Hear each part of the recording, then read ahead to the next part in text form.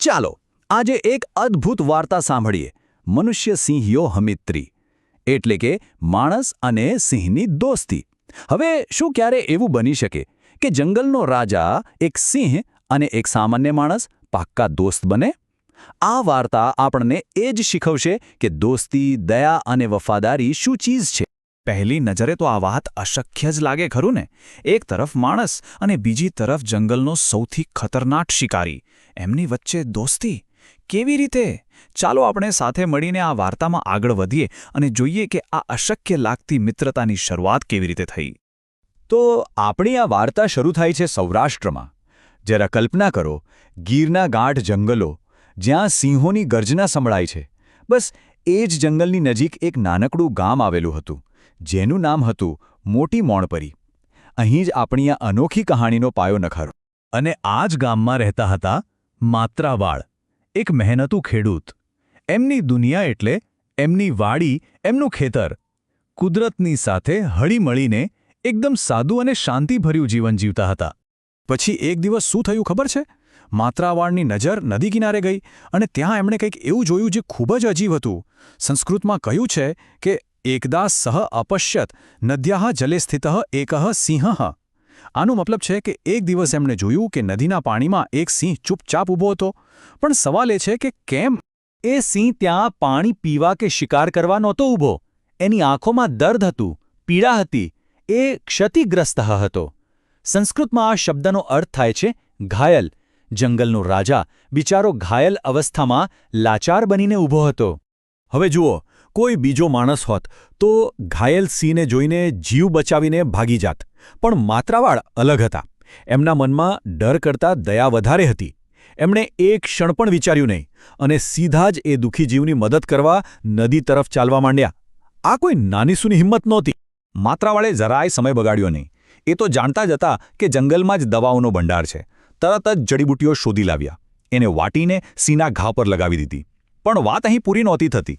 એમને ખબર હતી કે સિંહને વધારે સારવારની જરૂર છે. એટલે એમણે એક મોટો નિર્ણય લીધો. એ સિંહને પોતાના ઘરે, પોતાની વાડીએ લઈ ગયા. અને માત્રાવાળની સેવાનો તો જાણે જાદુ થઈ ગયો. સંસ્કૃતમાં બહુ સરસ રીતે કહ્યું છે, કૈશ્ચિદ દિનૈઃ સિંહ સ્વસ્થઃ અભવત તથા ચ તસ્ય મિત્રમ અભવત.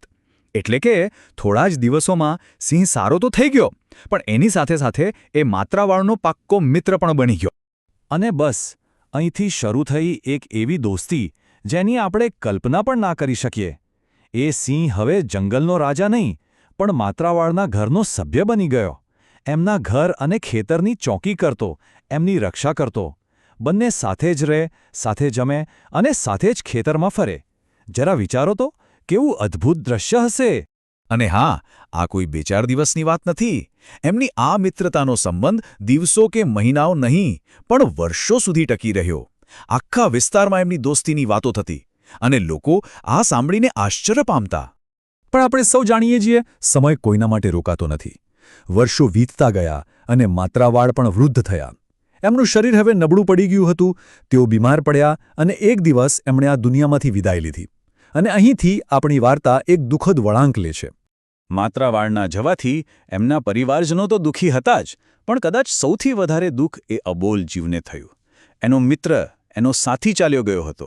જ્યારે માત્રાવાળની અંતિમ યાત્રા નીકળી, ત્યારે લોકોએ એક એવું દ્રશ્ય જોયું જે કોઈ ભૂલી શકે એમ નહોતું.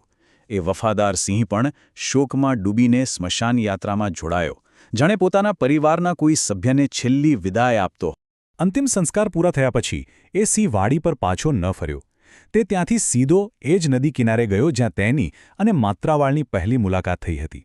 અને બસ ત્યાર પછી એ સિંહને કોઈએ ક્યારેય જોયો નહીં. એવું લાગ્યું જાણે એ પણ પોતાના મિત્રની સાથે જ આ દુનિયામાંથી વિદાય લઈ ચૂક્યો હોય. તો આ હૃદયને સ્પર્શી જાય એવી વાર્તા આપણને શું શીખવે છે? એ આપણને શીખવે છે કે દયા દુનિયાની સૌથી મોટી તાકાત છે. એ શીખવે છે કે સાચી દોસ્તીમાં કોઈ જાતિ કે પ્રજાતિના બંધન નથી હોતા. અને સૌથી અગત્યની વાત, જો તમે નિસ્વાર્થ ભાવે કોઈની સેવા કરો તો બદલામાં તમને સાચી વફાદારી જરૂર મળે છે. આ વાર્તા આપણને વિચારવા પર મજબૂર કરી દે છે, નહીં? શું આપણા ધ્યાનમાં પણ માણસ અને પ્રાણી વચ્ચેની આવી કોઈ અદ્ભુત દોસ્તીની વાર્તા છે? જરા યાદ કરજો અને બીજાને પણ સંભળાવજો. કારણ કે આવી વાર્તાઓ જ આપણને યાદ અપાવે છે કે પ્રેમ અને કરુણાની કોઈ સીમા નથી હોતી.